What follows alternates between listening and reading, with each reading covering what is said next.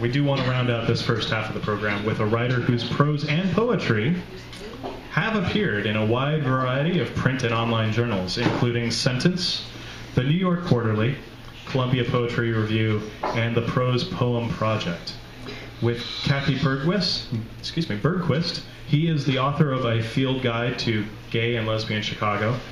He lives in Andersonville, works at an independent bookstore, and blogs about poetry and other things at livesofthespiders.blogspot.com. Please give a warm hand to Robert McDonald.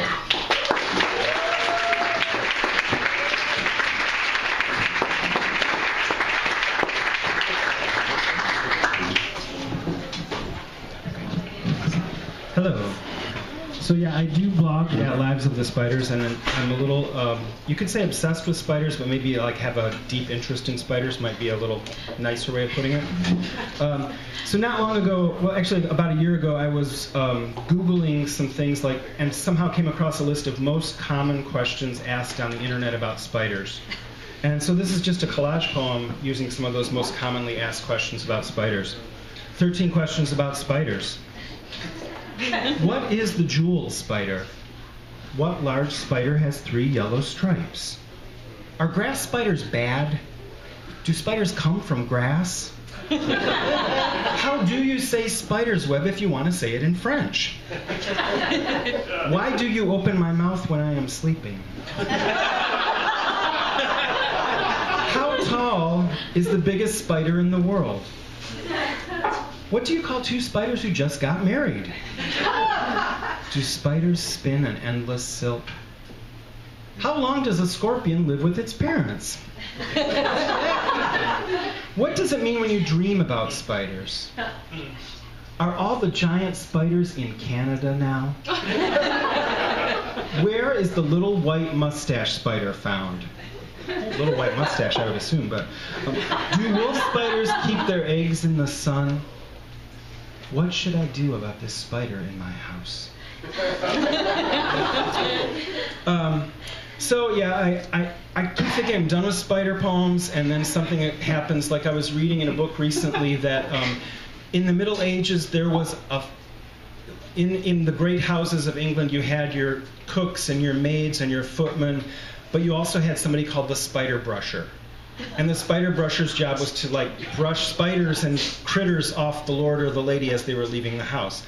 And I combined that with the fact that I was reading this poet named Helen Adam. And Helen Adam was big in the 50s and 60s in San Francisco circles. She was this little old lady from Scotland, and she chanted these ballads that rhymed. She kind of sang them in a really horrible voice. You can find her on YouTube. I highly recommend it.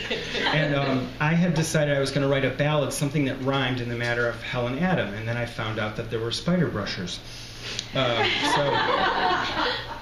And my take on spider brushing as a profession is a little different.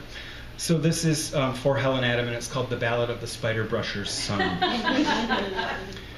The Tower of London harbors ravens, Venice plazas host their doves, while Spin a House in Eversmoor keeps the spiders that I love. Yes, the spiders that I love. In Eversmoor and Spin a House for 5 and 1,000 years, they spin their webs, they make their beds, they click their pinking shears. The spiders of Spinna in Eversmoor for 5 and 1,000 years. I am, my good Lord Spider Brusher, a spider brusher's son am I. I keep the spiderlings brushed just so, I catch them fat green flies. In Spin a House, a spider brusher, I also tend my lord. At night I must undo his belt and polish his great sword. Undo my belt, he says at night, spit polish my big sword, lad, spit polish my big sword. Sometimes when it's over, he'll kiss my neck or rub the top of my head. Then I sleep alone as always, alone in my low bed. I brush the spiders, I love my lord. It's a fine but meager life. And then one day my lord did say, it's time I took a wife. Oh, it's time to take a wife. The spiders murmured at this news. The spiders snicked their jaws as I brushed their thick and woven pelts and rubbed their clever paws. I keep the spiders of Spin a House as my father did before. What care I who a lord might marry a maiden or a whore? Oh, a maiden or a whore.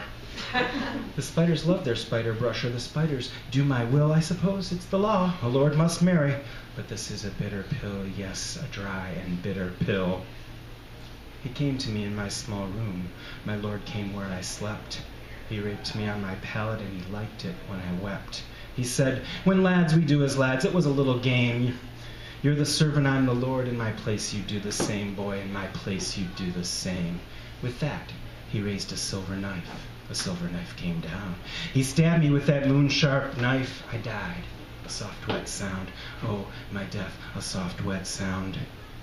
But every spider in Eversmoor heard that clouded gasp. Every spider felt my death. Every spider knew its task. They rushed into my lowly room. They drank up the font of blood. 1,000 spiderlings, a carpet and a flood. A carpet and a flood they were, a wave and prickled net. They drank my blood and then took my lord. His screams, they echo yet. Yes, his screams, they echo yet. The spiders rule Spinna Palace now. The spiders set their snares. The spiders roam the attics and rustle on the stairs. Spiders dance upon the stairs, but in one room they keep lord and servant bound as one. Together our bones sleep. In spider silk we drowse together, and never shall we wake. And spiders dance upon the stairs and across the wedding cake. Yes, the untouched wedding cake. Weymouth nested seagulls. The alleys of London nurture rats, while Spinna House in Eversmoor is a darker realm than that. In Eversmoor and Spinna House alone the spiders rule. Bones and dust and spider webs. Love a lord and you're a fool. Yes, Lord, love me, I'm a fool. I was a spider brusher once, and a spider brusher's son. Everything breaks into ruin now.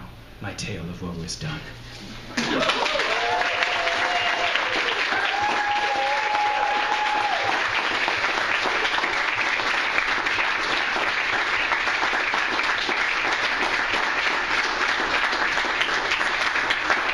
So I don't want you to think I'm all about the spiders. So I'm going to end with, I think as many of you, I believe that American poetry needs more rhinoceroses in it, especially love poetry. I think that's something we can all agree to work together on to correct.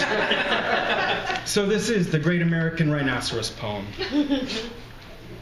You asked for a poem with a rhinoceros in it, and because I am an obliging chap, and because a poem with rhinoceros is chock full of opportunities to use words like "ofcocerous" and "preposterous," here is that poem. Ofcocerous. I'd put a rhinoceros in a poem for you. I'd put a rhinoceros in Grandma's attic if you asked me. Plus, I am nearly an expert on the topic. Just last year, I read a history book about the first rhino ever seen in Western Europe. Its keeper lured it everywhere by holding out oranges. The rhino in question was insanely fond of oranges. Orange. Porange. Gorange. Sorange. Bjornge. As soon as we introduce the word orange, any chance of this being some sweet, old-fashioned rhyming sonnet sequence, forsooth, flees for the door. You asked for a poem with a rhinoceros in it, but you never said what kind of rhino I should use. In Africa, both the white and black rhinoceros munch on bushes and graze on grass and nearsightedly charge crews of roving hyenas, although the black rhino is not black and the white rhino is not white. Both, in fact, are variations of gray. Hey, this gives the poem a message. It's a pride of lions, of course, while a group of rhinoceroses is known as a crash. Someone who only sees things in black and white, Glenn Beck, for example. Let's hope a person like this finds himself in the middle of a linebacker rush of stampeding rhinos and is thereafter known as a smoosh. The Indian rhino, also known as the greater one-horned rhino, and as large or larger than its African cousins, reputedly stamps out forest fires with its big flat feet, leading me to imagine a fire prevention smackdown between Snorty the rhino and Smokey the bear. But how are bears nosing in here? Let's consider the Javan rhino and the Sumatran rhino, either of which could take a bear without much trouble. The Sumatran can be quite furry, by the way, something I point out because you once disagreed with me about whether or not a rhinoceros in fact has hair. I rarely win arguments with you, and to win one in the refuge of the poem is good because everyone might know of my victory. Like my victories, all the rhinoceri are rare. The rarest is the Javan. For a rhinoceros, the Javan is shy.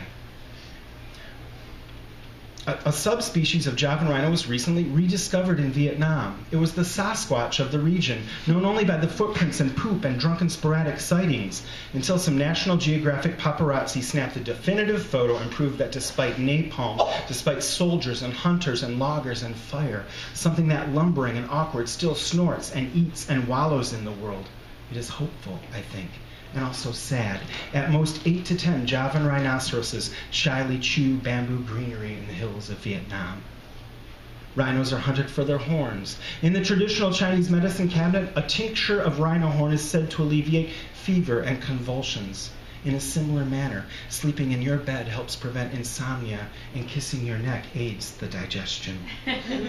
There was a rumor going around about a year ago, in fact I read it on the BBC, that delinquent gangs of African elephants had been running around the savannah and raping and then killing rhinoceroses. This due, scientists said, to the fact that all the male role model elephants had been slaughtered for their tusks, leaving fatherless teen elephants to loiter in alleyways smoking cigarettes. Thus the episodes of rhino rape. Imagine West Side Story, the Jets surrounding Anita in a drugstore. But imagine that the Jets had trunks and Anita has 2 horns and eats thorn bushes.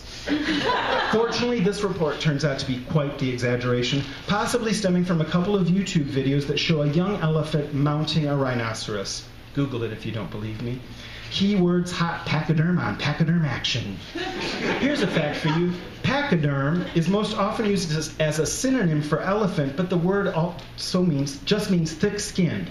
So hippos and rhinos are also pachyderms, although none of these critters are closely related.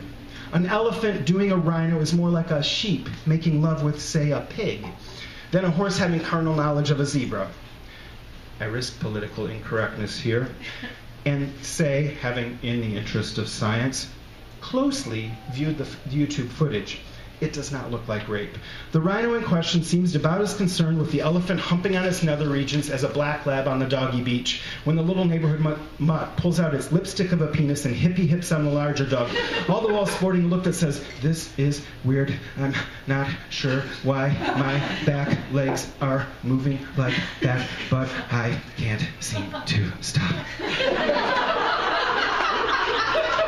I'm guessing that the elephant does not achieve actual coitus because the rhino paramour doesn't even stop grazing. It just shrugs its rhino's shoulders and says, "Dude, what the fuck?" And eventually moves aside, while most of us, upon having an elephant dick shoved up our heinies, would show a little more recognition of the fact, a reaction of dismay, or pleasure, or a lively blend of both. You asked for a rhinoceros, and here is a crash of them. And oversexed teen boy African elephants too, because I am a giver. I almost added the woolly rhinoceros, that ice age giant, but they all died out circa 8000 BC. I gave up on love nearly that long ago. Because what love was a rumor, at any rate rare, and all I seemed to see were the footprints and the shit it left behind. Then bam. One evening walk on a lakefront, I meet you and discover the shy rhinoceros, an odd critter, not entirely what I expected. Love is ponderous, it's armored. I get the distinct impression it's not the brightest subject in the animal kingdom. The rhinoceros, I mean. Thunderous, cumbersome, slow to run, difficult to halt. Rhinos are odd-toed. They're related to horses, and the first conversation I ever had with you was about horses, remember? I asked if the horses know you when you go home, the way a dog recognizes its former master. I was disappointed with the answer. All I knew of horses was Tigger and Hi-Yo Silver. All I know of rhinos is you can coax them to follow you if you have a bag of oranges.